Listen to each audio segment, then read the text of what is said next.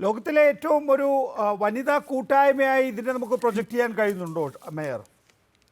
തീർച്ചയായിട്ടും ഏറ്റവും കൂടുതൽ സ്ത്രീ പങ്കാളിത്തം കൊണ്ട് ഇപ്പോ കാലാകാലങ്ങളായി പ്രസിദ്ധമായ ഒരു മേഖല തന്നെയാണത് ആറ്റുകാൽ ക്ഷേത്രവും അതിന്റെ പൊങ്കാലയും എന്ന് പറയുന്നത്. കഴിഞ്ഞ ദിവസം നമുക്ക് ഉണ്ടായ ഭക്തജന തിരക്ക് തന്നെ അതിന്റെ ഒരു ഭാഗമാണ്. അത് പൊങ്കാല ഞാൻ നേരത്തെ സൂചിപ്പിച്ചതുപോലെ 2 വർഷത്തെ കോവിഡിന് ശേഷം വിവിധ ഇടങ്ങളിൽ ഇടാമെന്നുള്ള ഒരു ആളുകളുടെ തന്നെ ഒരു സ്വയം തോന്നൽ അതിന്റെ ഭാഗമായിട്ട്. ഈ കട്ട എന്ന സങ്കല്പത്തിലേക്ക് നിങ്ങൾ എത്തിയത് എങ്ങനെയാണ്? ശരിക്കും നമ്മുടെ മുൻ ഭരണസമിതി തന്നെ അങ്ങനെ ഒരു പ്രവർത്തനം നേരത്തെ ആരംഭിച്ചു വെച്ചിരുന്നതാണ്.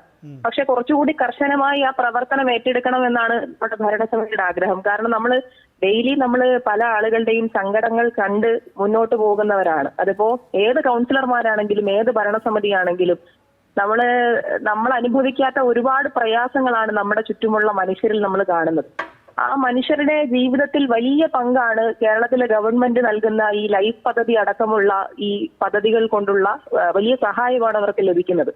അങ്ങനെ സഹായം ലഭിക്കുമ്പോഴും ചിലപ്പോൾ വലിയ സംഭവങ്ങൾ ഒറ്റപ്പെട്ട സംഭവങ്ങൾ നമുക്കറിയാം. ചിലപ്പോ അവർക്ക് ഈ പൈസയിൽ നിന്ന് തന്നെ എല്ലാ കാര്യങ്ങളും ചെയ്യാൻ കഴിയണമെന്നില്ല. ചില ആളുകൾ കടം ചോദിക്കാറുണ്ട്, ചില ആളുകൾ സ്പോൺസർഷിപ്പിന് വേണ്ടി നമ്മളെ സമീപിക്കാറുണ്ട്. അങ്ങനെയുള്ള ആളുകളെ പ്രത്യേകം തെരഞ്ഞെടുക്കുക. പ്രത്യേകമായും നമ്മളിപ്പോ ഒരു മാനദണ്ഡം നമ്മൾ നിശ്ചയിച്ചിരിക്കുന്നത്, ഒന്ന് അതിദാരിദ്ര്യരുടെ ലിസ്റ്റ് നമ്മൾ കണ്ടെത്തി. ആ ലിസ്റ്റിൽപ്പെട്ട ആളുകൾക്ക് ഇത്തരം പദ്ധതി ഉണ്ടെങ്കിൽ അവർക്ക് മുൻഗണന കൊടുക്കുക. ആശ്രയ പദ്ധതിയിലുള്ളവർക്ക് മുൻഗണന കൊടുക്കുക.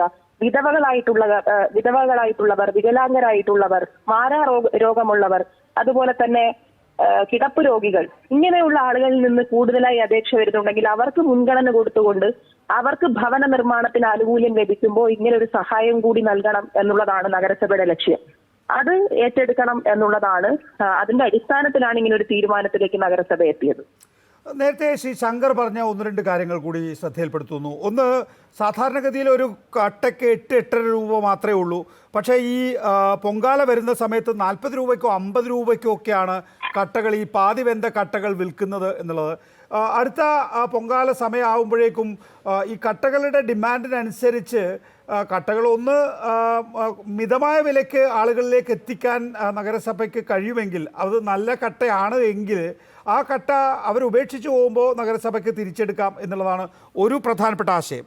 2, അദ്ദേഹം പറയുമായിരുന്നു ഈ റോഡ് വീതി കൂട്ടുന്നതുമായി ബന്ധപ്പെട്ട് കെട്ടിടം ഇടിച്ചു പൊളിക്കുകയാണല്ലോ ഉള്ളത്. ഈ പൊളിഞ്ഞ സാധനങ്ങൾ ഈ പൊളിക്കുന്നത് ശാസ്ത്രീയമാക്കുകയാണ് എങ്കിൽ ഇവ കൂടി നഗരസഭയ്ക്ക് ഏറ്റെടുക്കുകയും അത് പുനരുപയോഗിക്കുകയും ചെയ്യാം എന്നായിരുന്നു അദ്ദേഹം പറഞ്ഞത്. അതെ, അത്തരം കാര്യങ്ങളൊക്കെ നമുക്ക് പരിശോധിക്കാവുന്നതാണ്. ഇപ്പോൾ നമ്മളെ ഏർപ്പെടുത്തുന്ന കട്ടകളാണെങ്കിലും അല്ലെങ്കിലും നേരത്തെ ബഹുമാനപ്പെട്ട ഡെപ്യൂട്ടി മേയർ സൂചിപ്പിച്ചതുപോലെ അത് കൊണ്ടുവരുന്ന ഭക്തജനങ്ങൾ ഉപേക്ഷിച്ചു പോകുന്ന മാലിന്യം എടുക്കുന്നത് പോലെ തന്നെ ഏതൊരു വസ്തു ശേഖരിക്കാനും അത് ശാസ്ത്രീയമായി സംസ്കരിക്കാനും മാറ്റാനും നഗരത്തെ വീടുകളിൽ നിന്ന് മാറ്റാനുമുള്ള പൂർണ്ണ അധികാരം നഗരസഭയ്ക്ക് തന്നെയാണ്. അപ്പൊ അങ്ങനെ ഇരിക്കെ അത്തരമൊരു ആഹ്വാനം എടുക്കുന്നു.